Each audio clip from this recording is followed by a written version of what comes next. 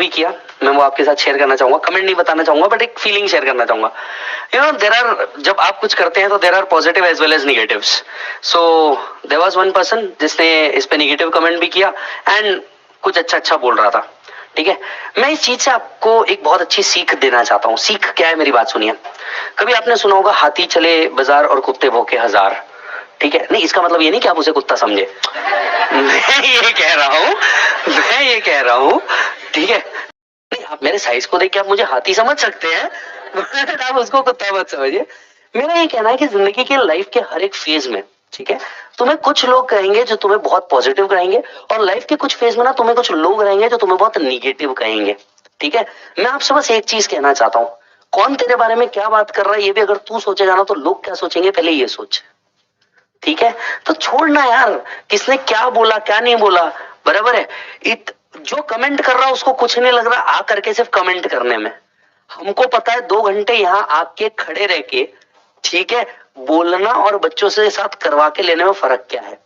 ठीक है, बोलने वाले बहुत हो सकते हैं, बोलने वाले कई बातें बोलेंगे, ठीक है, बट मेरे को एक बात समझिए, अगर आप और मैं ये दोनों को समझ रहे हैं ना हम क्या कर रहे हैं, तो हमें किसी और को एक्सप्लेन करने की जरूरत नहीं। ठीक उसी तरीके से आपके भी कई रिलेटिव होंगे जो आपके फेल होने पे आपको जज कर लेंगे, आपके नॉलेज को जज कर लेंगे, आपके ऊपर तरह तरह के रिस्ट्रिक्शंस लगाएंगे, आपको बेकाम का समझेंगे, समझिए, ये आपको सिर्फ बी कॉम के लिए ही समझेंगे।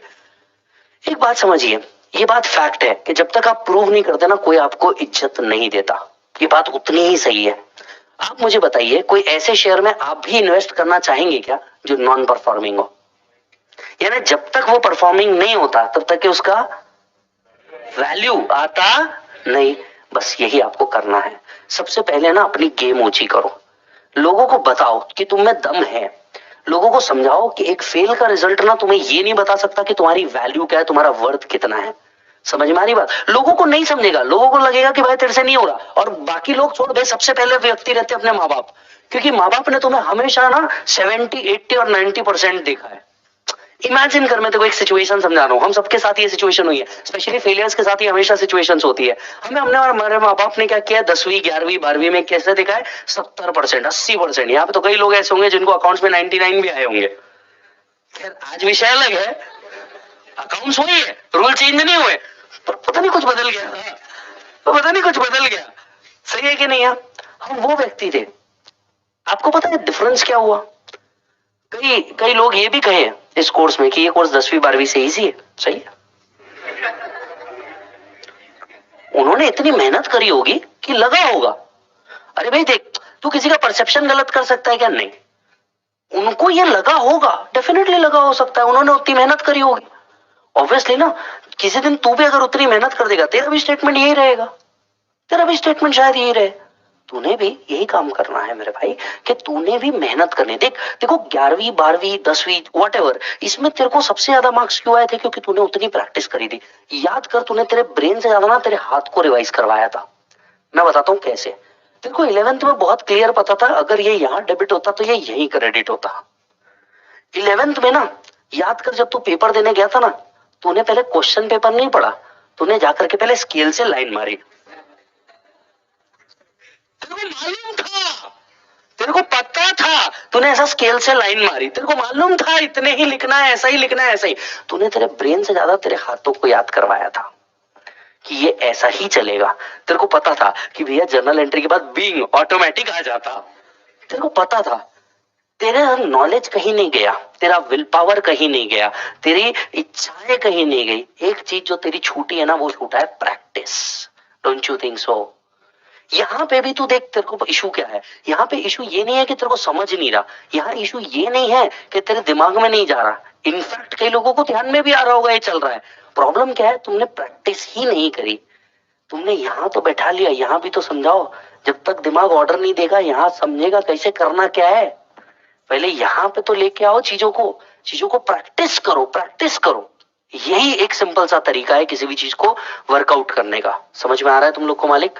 सो ये छोड़ दो, कई तुम्हारे बारे में अच्छी बात कहेंगे, कई बुरी बात कहेंगे। उसने भी जब हमारे बारे में कहा, हो सकता है हमारे कॉम्पिटिटर भी कुछ बोले। अरे कितना करते बैठेंगे वे? मैं इस सब के लिए ना, मैं एक बात बताता हूं तुमको। देखो, थोड़ा सा वर्नैक लैंग्वेज है, पर एज अ भाई तुमको एक बात समझाना चाहता हूँ। सब समझना, तुम अपनी पॉटी कंट्रोल कर सकते हो क्या? हाँ या ना में जवाब दो, बाकी इमेजिनेशन में मत जाओ। तुम अपनी पॉटी कंट्रोल कर सकते हो यार, जोर से बोलना हाँ या ना। तुम अपना सुसु कंट्रोल कर सकते हो?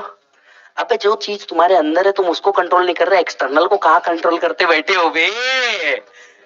जो तुम्हारे अंदर है माँ कसम वो तुमसे कंट्रोल नहीं हो रहा, जो तुम्हारे बाहर है, जो तुम्हारे हाथ में है, तुमको उसको कंट्रोल करना है। नहीं कर सकते यार, कितना सिंपल है इस चीज को अंडरस्टैंड करना। जो चीज तुम्हारे हाथ में नहीं है नहीं है। साला अपने से अपनी पॉटी कंट्रोल नहीं हो रही, अपन क्या सरकमस्टेंसेस कंट्रोल करेंगे बे? क्या किसी के शब्द कंट्रोल करेंगे? क्या किसी के शब्द को कंट्रोल करेंगे? क्या किसी के बारे में जो जो मेरे बारे में ओपिनियन रख रहा है, अबे रखना है, तेरा प्रॉब्लम है, मेरा थोड़ी। मैं तो खुश हूं तू मेरे बारे में सोच रहा है। मैं तो खुश हूं तू मेरे बारे में सोच रहा है, कहां इतना दिमाग लगाते यार। तो कई लोग तुम्हारे बारे में कई बातें करेंगे, तुमने बस इस स्टेटमेंट को हमेशा याद रखना जो मैंने कहा, क्या तुम कंट्रोल कर सकते हो? नहीं ना। जब तुम जो तुम्हारे अंदर है, बिच्छू भैया बोलते हैं जो तुम्हारे अंदर है तुम वो कंट्रोल नहीं कर सकते, तो तुम तुम्हारे बाहर की चीज कहां से कंट्रोल करोगे बे? छोड़ना, कंसेप्ट पे ध्यान दे, तू बस इस चीज के ऊपर ध्यान दे। तेरे को तेरी वैल्यू बढ़ाना है, पास या फेल का गेम है नहीं, गेम है तेरे को तेरी वैल्यू बढ़ाना। और वैल्यू कैसे बढ़ेगी? पास होकर के। तेरे को फेल होने का डर ज्यादा होना चाहिए पास होने से, समझ आ रही है बात? तेरे को पास होने की खुशी से ज्यादा तेरे अंदर फेल होने का डर रहेगा ना, कि फिर साला एक बार बैठना पड़ेगा, फिर एक बार पढ़ना पड़ेगा, फिर एक बार लाइब्रेरी, फिर उतना ही वापस से हाईलाइटर। ये चीज से जिस दिन तूने डरना चालू कर दिया, तू मेहनत करना चालू करेगा। गेटिंग माई पॉइंट और नॉट? यस सर, आप बस उसका नाम बताओ, हम उसका गेम बजाते। छोड़ना है यार, जिसने नाम ही नहीं बनाया मैं उसका नाम लेके कर क्या लूंगा? समझ आया क्या बात? और मैं सब इन सब चीजों में नहीं पढ़ता मेरे भाई, अगर मैं इन सब चीजों में पढ़ता तो मैं इधर नहीं होता। मैं इन सब चीजों में नहीं पढ़ता, मैं सिर्फ एक चीज पे फोकस करता हूँ कि भाई अपन कैसे आगे बढ़ सकते हैं। समझ आ रहा क्या? मैंने मेरा फंडा क्या बताया, मैं मेरा पॉटी कंट्रोल कर सकते हैं, आंसर इज नो, बस खत्म हो गई बात। अपन ने चीजों पे दिमाग नहीं लगाने का, बाकी एक्सटर्नल तुम कितना भी दिमाग लगा लो कुछ फर्क नहीं पड़ने वाला।